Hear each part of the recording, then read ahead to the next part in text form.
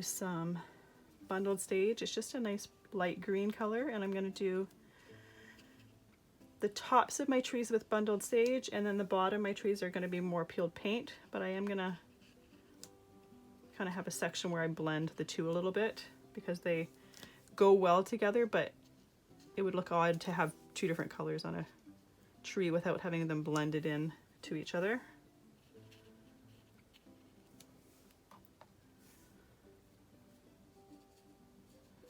And I'm not trying to do solid green here because there is some snow on these trees, so I want to leave some spots to do that. All right, now a touch of peeled paint. I'm going to start from the bottom. Not really a rhyme or reason, I'm just kind of being sporadic with my brush. And like I said, I do want to have a section there where I blend the two of the colors together just to make it a nicer transition between the two colors.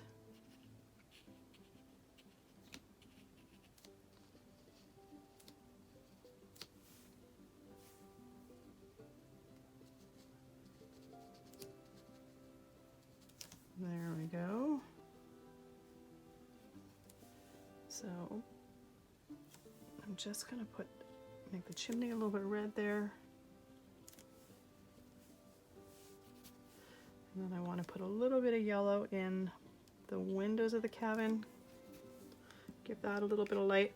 Now I'm going to set that aside to dry for a few minutes while I work on the snowman. And he's actually going to be cut out. He's going to go onto the front of the card and be cut out. So I don't really need to worry too much about being pristine in the lines. I mean, I still do, but if you go outside the lines a little bit, it's not too bad with this guy just because he's going to be cut out.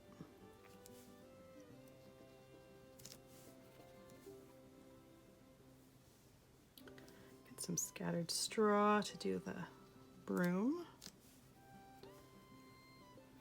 Oh, and then I like to carve pumpkin for his eye or his nose.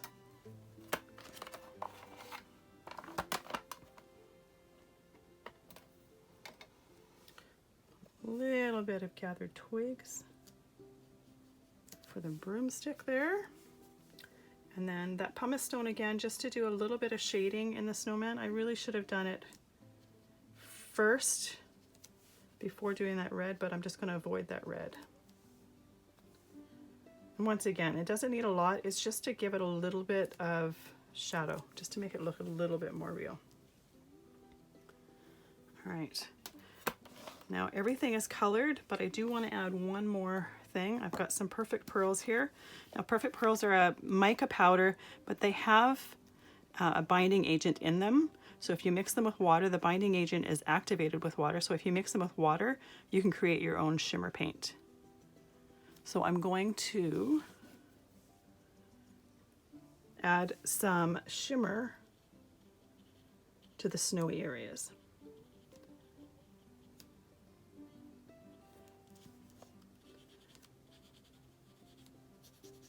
So I'm going to do it just where I have the pumice stone there under the trees.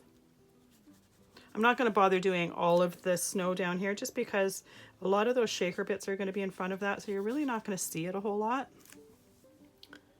I do want to just kind of pounce some where the snowy parts of the trees are, just to get a tiny little bit of shimmer in here. And this isn't a detail that's going to be super noticeable because with a shaker card you've got all the bits and stuff like that in there, but it just adds a really pretty shimmer to the background. And you could do this for a regular card and not have it a shaker card, but have that shimmer on there. Another way to do that would be to, say, put some stickles, which is the glitter glue. But for this one, I decided to do the Perfect Pearls. All right, I think I have that in all of the areas I want. And if you forget where you've painted, you can just tilt it in the light, and it makes it a lot easier to see. I'm going to do the snowman with the shimmer, with the pearls. Once again, I'm going close to the red, but I'm not touching it because I don't want that color to melt, but I do want that snowman to have some shimmer to him on the front of the card. A little bit on the snow beneath him. All right, so now I'm gonna let that dry completely, and I will see you when it's all dry, and we'll continue to create the card.